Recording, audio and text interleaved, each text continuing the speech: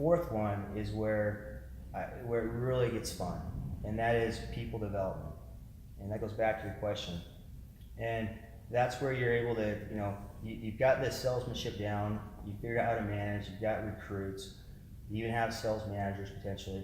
And then it's how do I develop these individuals to be able to become their best self and to be able to be more productive and add more value. And that is where the magic is, man. It's such a fun experience. And, look back at the last 15 years, the money's awesome, the opportunity's been awesome, experiences.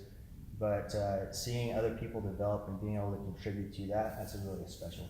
Yeah, because so I've had a lot of small companies, a lot of people that, managers that are like, I call it the lazy man of recruiting. It's like, oh, I'll just go buy this guy that's really good that somebody else already developed and just bring him to my organization. And that creates this loyalty, it never really ends up well. What's done well for you is you've been able to take a guy from nothing to amazing, and it creates a long-term relationship and loyalty and stuff like that. So kind of what are some of the tricks or tips that you would give somebody from a people development? Like how do you get somebody that, hasn't done sales or hasn't done, they're new to this, and you take them from rep to leader to regional, what are some tricks there that you found helpful? So the first thing I would say is you have to retain your people, right? So you invest all that work into them and whatnot. When I look back at the 2 years I managed the team, so when I came over from Pinnacle to Vivint, we went out to Denver and we were the number 3 team in the country and top first year team that year. But what I was most proud about was we had 17 reps start the summer, and we finished with 16. Wow. And the following year we went to the Bay Area, and we were the number 2 team in the industry with 2,600 accounts. And we started out with 34 reps, and we were with 30 reps. So not quite as good, but still, I was really proud of that. But you have to be able to retain your people, right? Or you hear stories of people starting with 30 and finishing with 6. You know what I mean? It's way too often, unfortunately. Unfortunately, and it's like if we look and kind of went back, and it's like, okay, there's a difference between what you did and what they did, and that's what we kind of want to dissect here. Love it.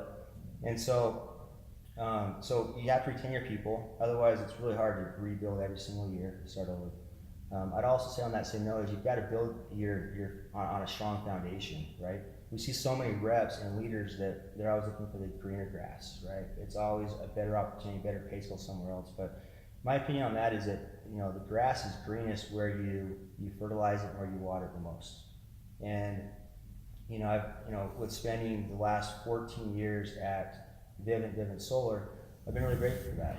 I see a lot of my friends that were in the industry back when I first started, and nobody's been able to weather the storm. Very few guys have weathered the storms in other companies. Now, with that being said, if you're at a company where the foundation's shaky or it's built on sand, then yeah, maybe you need to look at other opportunities where you can put your roots down and build something real on a strong foundation. But generally speaking, I think we're way too quick to always look for other opportunities when the times get hard. We're always going to have peaks and valleys in our career, and those that can weather the storm and have that focus, that tenacity, that relentless pursuit of success, they usually do just fine. So how do you, as a leader, sorry to cut you off, but as a leader, you have a rep that maybe he's been with you a year, in his second year it didn't go as well as he was expecting, and how do you help that rep be like, hey, we all have a bad year. That doesn't mean you need to throw your towel in and be like, I'm going to some other company because they're saying this and this. Because a lot of times, some people feel like, oh, if I didn't beat my last year, I need to quit. I'm doing something wrong. So how do you, as a leader, manage those emotions of reps that may not be able to face the challenging of weathering the storm and retain them? Well, first of all, that's human nature, right? If we're not progressing and doing better, then we're not growing, and there's not a lot of energy there. So anytime that somebody, whether it's a rep or a manager, is not progressing and moving forward, that's a big red flag for me. Right? If I have a rep that's gone backwards, I need to fix something, and you always want to take accountability for yourself, right? So extreme ownership, that's on me as the leader, because ultimately everything falls back on us as the leader, right? Whether we agree with it or not, the right mentality is everything falls back on us. Any production or lack of production, it's on us. And so, first of all, you've got to address that, take responsibility for it. The second thing I would say is everybody is very different. And one thing that I feel like I did well in my early stages of management was being able to manage different types of people. Okay, you have your all-stars, you have your middle of the pack guys, you have your low performers, and everybody is motivated by different things, right? The bottom performers, maybe they're motivated by simply not quitting. Maybe it's because their parents didn't think they could succeed at the job. Maybe it's because they just they want to learn from the experience. Your top performers, they're probably motivated by something completely different from that. They're motivated by competition, by the scorecard, the rankings, the incentives, the opportunity to manage next year. But everybody is very different in what drives them.